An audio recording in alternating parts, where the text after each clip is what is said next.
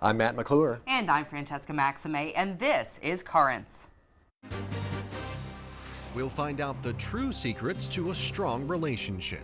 Married couples who are happy and successful are couples who pray together. They incorporate into their marital relationship a relationship with God. The next hit album may feature the voice of Pope Benedict. And meet the man they call Oprahs Priest.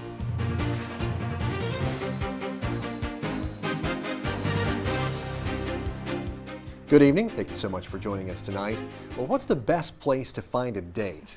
Don't ask me. Right. Well, how about a bar? It's a good place to pick up someone, Perhaps. maybe. But the people you're about to meet actually went to a bar to pick up something else. A little dating advice for young Catholics. Now, advice, I think, is good. Right. There was plenty of it to go around earlier in the week at the latest Theology on Tap talk in the city. Father Richard Gill, a relationship counselor, stepped up to the bar to share his insights on dating and marriage. Our cameras were there to take it all in. I've had a lot of experience with married couples and couples divorcing, couples trying to improve their marriages. And I found over time that there are a certain set of virtues that are required to really make a marriage happy and successful. They asked me to speak on marriage and dating, and kind of a peculiar topic for me because, frankly, I haven't had a date in 30 years. So I'll tell you what I remember from the 1970s, okay? The biggest challenge that people have in the marriage is that we have a culture that really doesn't respect a Christian understanding of marriage, a culture that leads to a lot of narcissism and self-centeredness.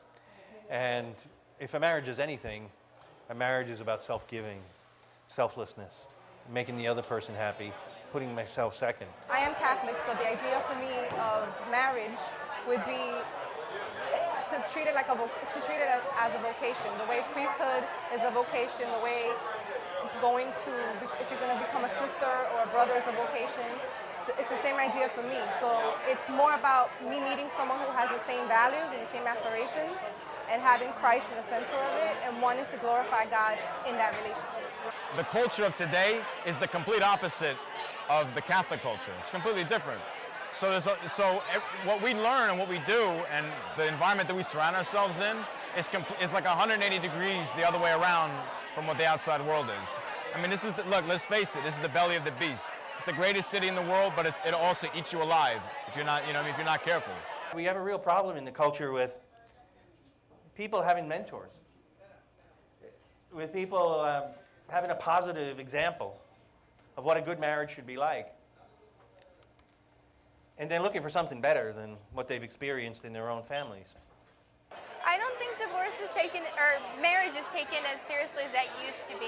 I think that if we took it more seriously, we wouldn't get divorced as much. Before we ever think about marriage or I want to find the right one or date the right person, that we need to really work in our relationship with Christ first. Really try to fix ourselves and not be so concerned or caught up in the whole marriage idea, If God wills it, it will happen.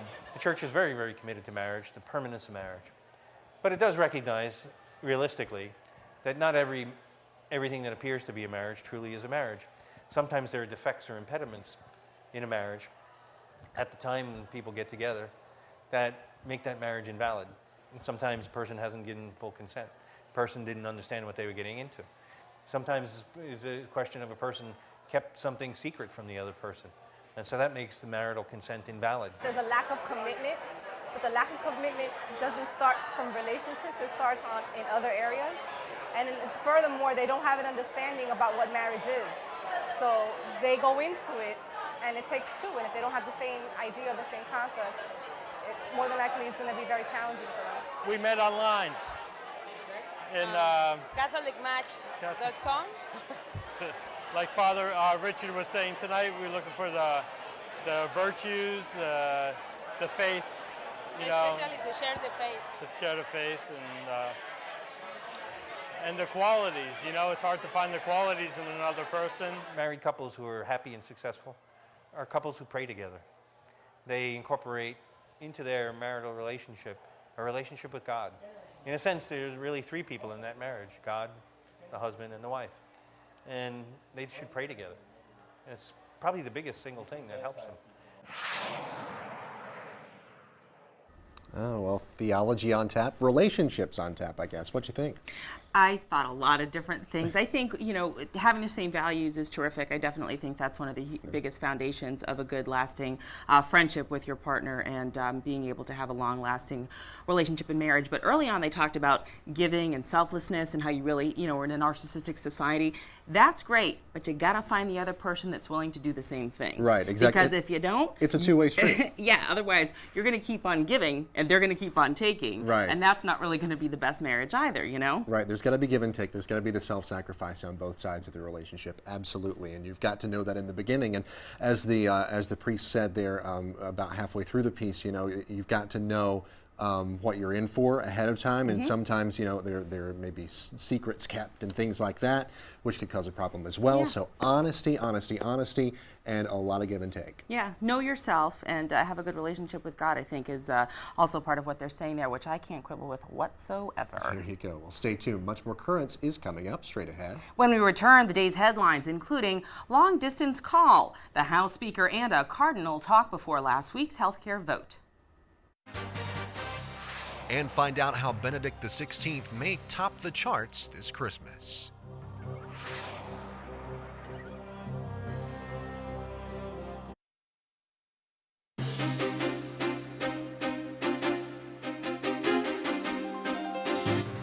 Welcome back to Currents. I'm Matt McClure. And I'm Francesca Maxime. Coming up just a bit later, a very familiar tune is given a personal touch for our nation's veterans. But first, let's have a look at the day's headlines. House Speaker Nancy Pelosi reportedly spoke with retired Washington Archbishop Cardinal Theodore McCarrick before negotiating abortion restrictions in health care. The Associated Press reports Pelosi spoke on the phone with McCarrick, who was in Rome, before the meeting with representatives from the U.S. Bishops' Conference last Friday. The eventual amendment limited federal funding of abortion to cases of rape, incest, and danger to the mother's life. Well, more controversy over a proposed same-sex marriage law in the nation's capital. The District of Columbia's City Council is considering a bill that would allow gays and lesbians to marry there. But the Washington Archdiocese says the bill will cause the church to discontinue its social services. Reports say the bill would not require religious organizations to perform same-sex weddings, but churches would have to obey city law that prohibits discrimination against gays and lesbians. Church leaders say they're afraid that would force them to extend employee benefits to same-sex partners. Now, supporters of the measure say the church is just trying to do away with long-standing anti-discrimination laws. Out west, there is controversy surrounding not a proposed law, but a billboard on the side of a Southern California road. Antonio Castellan has the story. I am offended by it because that is attacking somebody's belief. I've always believed in God, and I really don't like it. Drivers are sounding off about this billboard along the 8 in La Mesa. It reads, "Don't believe in God? You are not alone." If you don't believe in God, we're letting them know they're not alone, that there's other people in this area like them. Debbie Allen Scomer heads up the local coalition of Reason. It's the group behind the billboard. Some people may respond negatively to the question, but that's not the point. We're not here to offend anybody. Scomer, a non-believer herself, stresses this is all about letting people know there are others out there who don't believe in God. With so much attention given to religion, they feel very left out, and they also feel discriminated against. I'm excited that people are actually opening up the question of, is God real? Is there a God? Pastor Sergio de la Mora of Cornerstone Church welcomes the message. Everyone has to make a personal decision about if they're going to believe in God. And I think the very fact that you're posing the question causes an expectation, causes an interest. In the end, the Coalition of Reason hopes the billboard opens minds. If I could ask for one last thing from this billboard, it would be to improve the image that non-theists have in this society. I think we're often very much misunderstood. Antonio Castellan reporting. Well, motorists on South Carolina's highways will not be able to sport a Christian-themed license plate.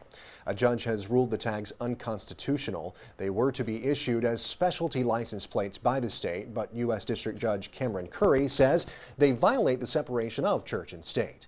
The plates were to feature a cross in front of a stained glass window and the words, "I believe." Supporters of the tags say they will appeal the ruling.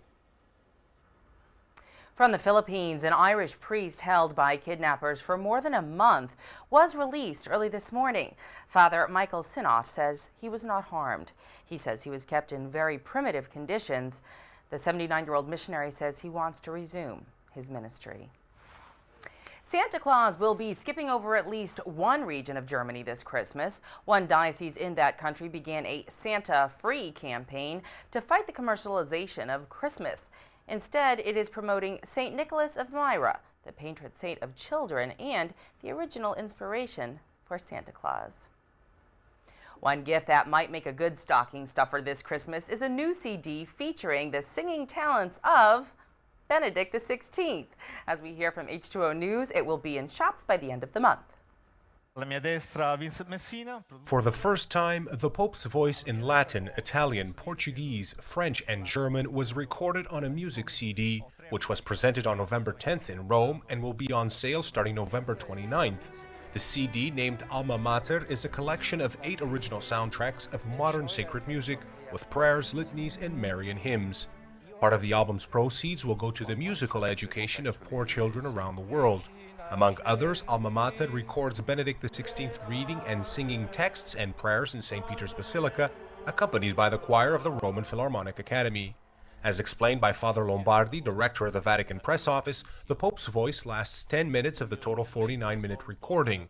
Father Lombardi noted that though it is not a CD from the Holy Father, it was inspired in his spirituality and Marian devotion. The Royal Philharmonic Orchestra accompanies all musical pieces which were specifically commissioned for the album.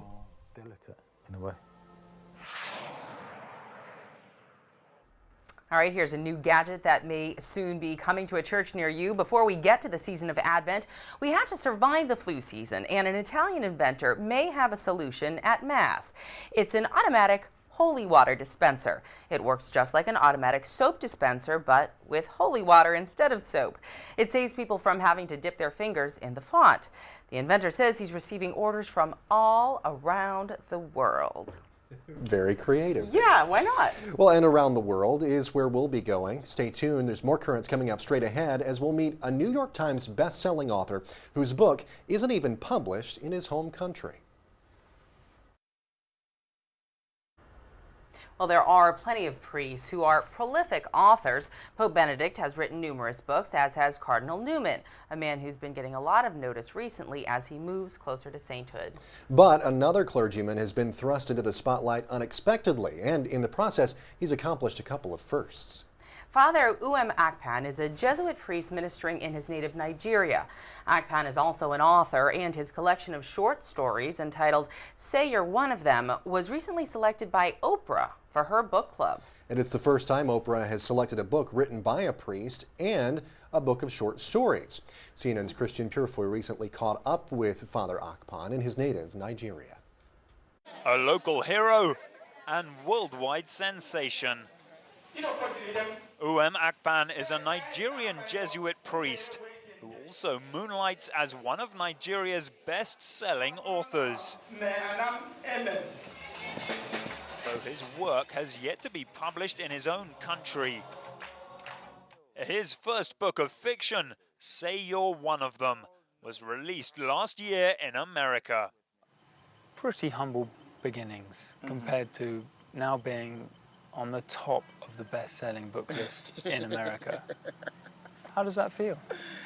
It's still unreal at this point. I keep pinching myself. I'm still trying to take in that whole experience.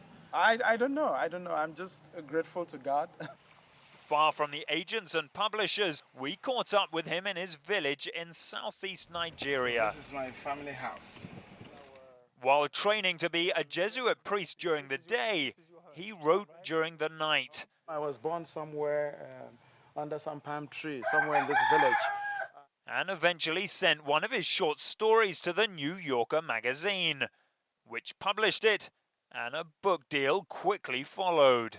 Is one more important than the other, between being a priest and being a writer? To you? You see, I started off going into the priesthood. and then writing came, later. For me, the two are very intertwined right now and, connected. I pray I don't have to choose. But successful writing, he says, is hard to explain. I don't understand fully what happens in the process of creative writing. I think it's a gift. It's difficult to really explain. Otherwise, I could have bottled it and sold. His family have never heard of Oprah, and despite Uem's excited explanations, only began to realize the scale of his achievement after seeing the story in a local newspaper. When Uem was a young boy along with his brothers, he would want me to tell him stories every evening, even in the afternoon. So some evenings I will be very tired, and he'll say, is that what my grandfather used to do to you? He always told you stories. So tell me stories. I used to ride into the hills on Papa's wide shoulders.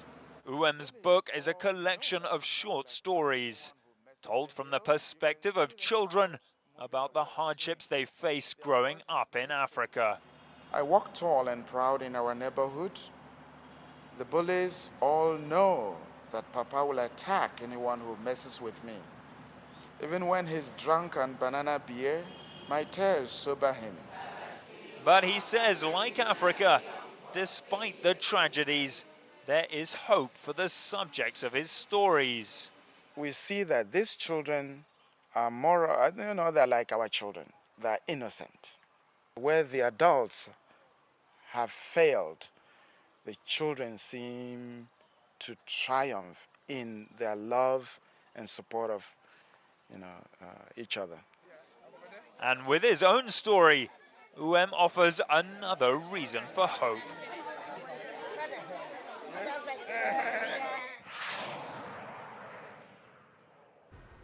CNN's Christian Purefoy reporting.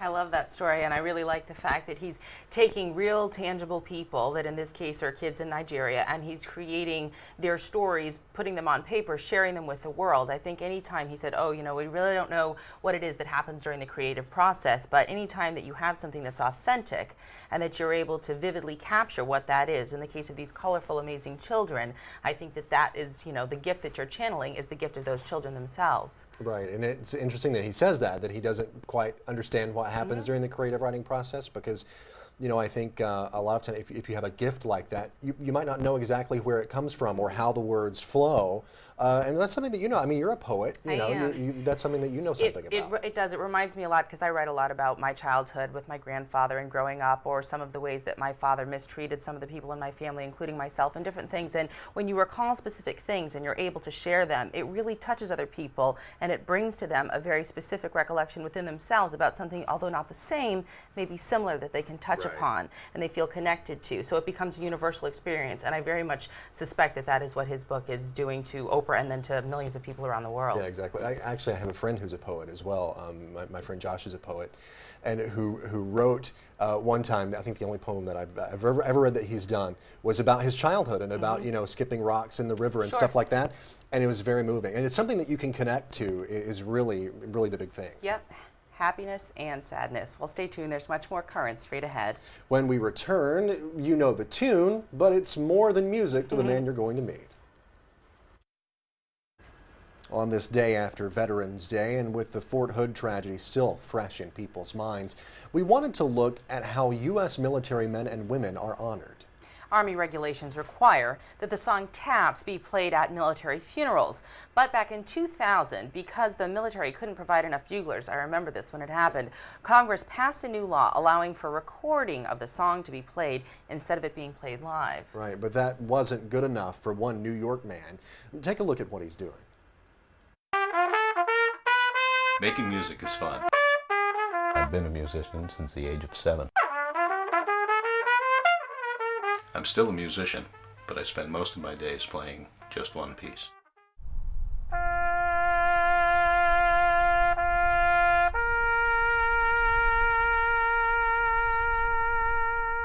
My name's Lou DeLeo.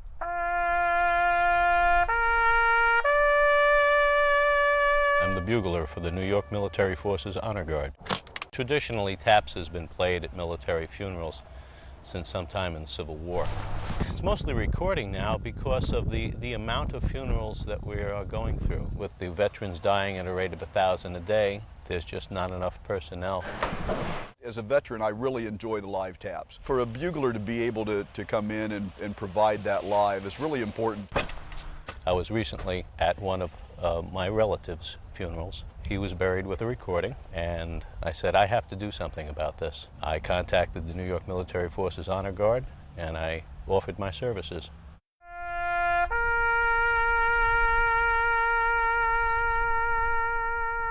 With Mr. DeLeo, you hear the feeling. You hear every note.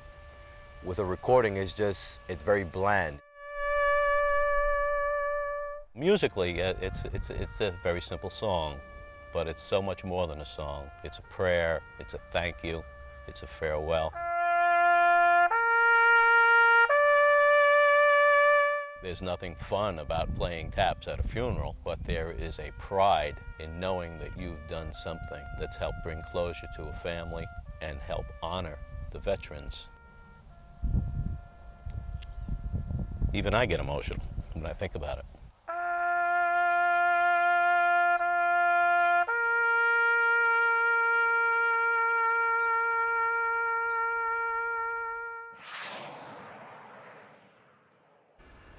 Well, since he has started doing this, DeLeo has played for more than 3,000 veterans, and the most he's ever done in one day, 26. Wow. Well, I am, as you know, a musician. One of the instruments that I play is trumpet, and I was actually called on a few years back to play taps at a military funeral, and it was a moving experience. A very cold day, and it was a moving experience, not even knowing the person, but knowing how they served our country was just extremely moving. And now that that they had moved on, it was an emotional day.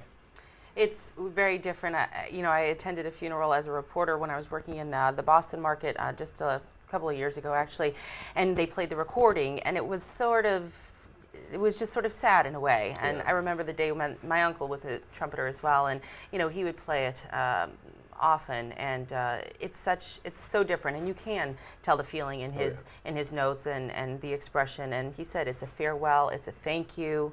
It's a whole bunch of different things. It's not just a song. Yeah. And speaking of thank yous, I also wanted to say, and I know it's like a day late, dollar short kind of thing, but my dad's a veteran, and so happy late Veterans Day to my dad. And, nice. Jerry McClure. He's of course a wonderful guy. I'm a little biased about that, but he's my dad, and he's a veteran, served in Vietnam. So happy Veterans Day, Dad. Very nice. Well, that's it for this edition of Currents. Now, coming up tomorrow, we'll visit the final resting place of the first American saint. We have that and more tomorrow on Currents, but until then, remember, you can always catch us online at currentsny.net. And you can also email us. The address is dropusaline@currentsny.net. It's right there in the bottom of your screen. Well, for all of us here at Currents, I'm Matt McClure. And I'm Francesca Maxime. Thank you so much for watching this Thursday. Have a great night.